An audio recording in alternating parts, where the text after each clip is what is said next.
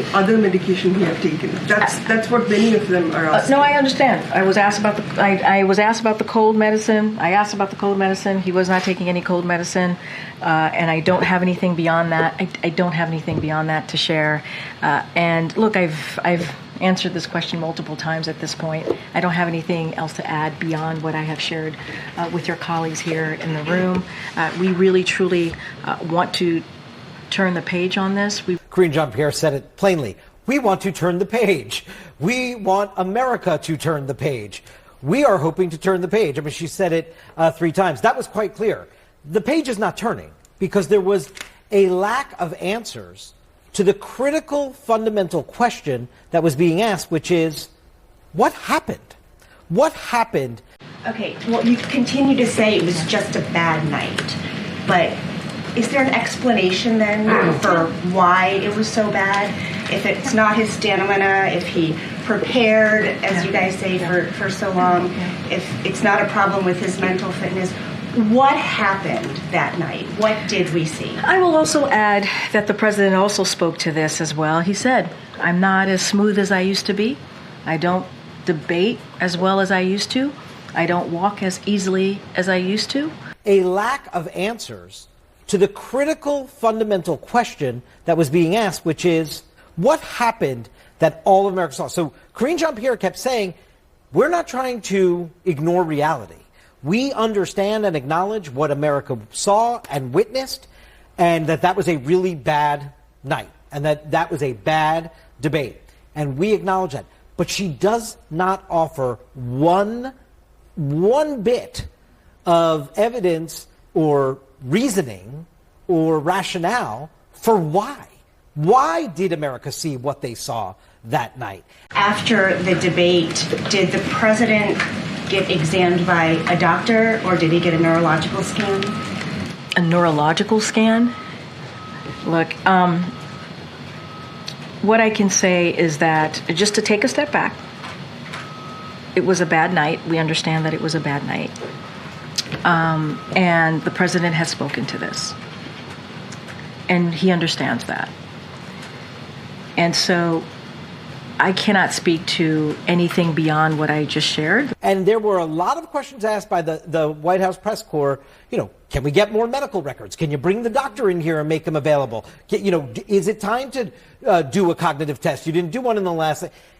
And there was just none acceptance of that kind of a premise. It was just one bad night. We acknowledge that. But she's missing explaining to the country fundamentally why. Yeah. Is he disabled? No. And let me finish with your colleague, please. And I know, but shouting out, come on. You know better. Come on. Just. Is anyone in the White House hiding information about the president's health or his ability to do the job day to day? Absolutely not.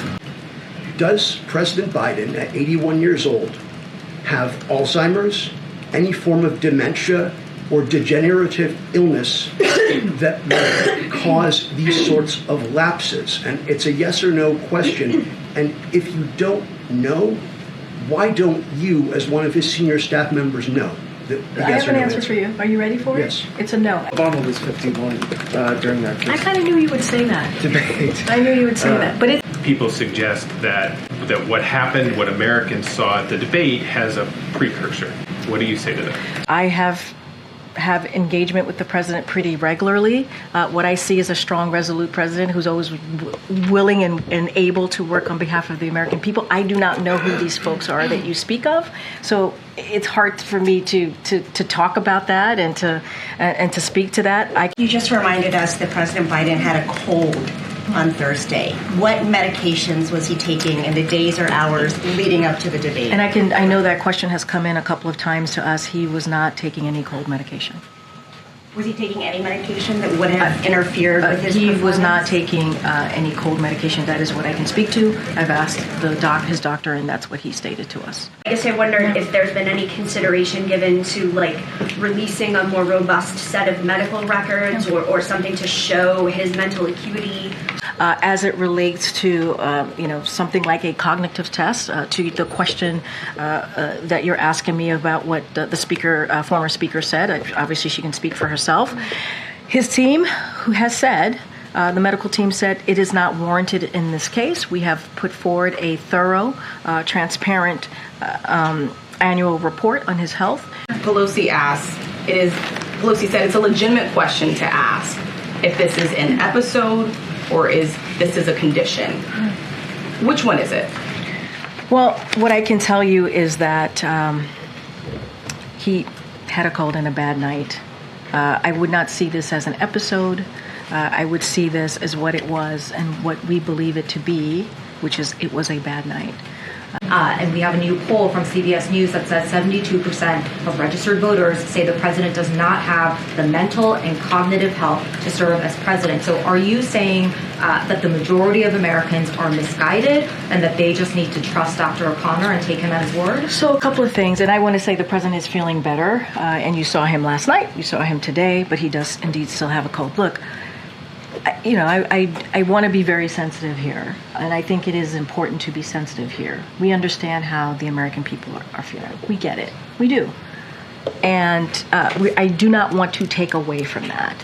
I'm not going to speak. I know that there was, you all did a poll, CNN did a poll. I'm not going to speak to every poll. I'm just not going to do that. I just think the question, it's about, it's the way we look at our elderly parents and grandparents. It's you maybe visit them once a year and you see troubling signs because you don't live in the same city perhaps, and the first question that you go to is I wonder if this is like a one-time thing or if it's something that has been happening for a longer time that we need to deal with. And the second question is you're going multiple times. Where are they going to be in a year? Where are they going to be in 2 years? Do we need to put them in a home? All of the questions that go through that, and this is sort of the American people's version of that. I hear, and I hear you, and that's what I'm saying. Look, this is why the president goes through, medical examinations, right? And we release those medical examinations, right? We've done that the past couple of years. We're going to continue to do that. And he had a bad night. He did. And we are admitting that, owning up to that. You heard the president speak to that, and I think that's important for the American people to hear from us and from him as well.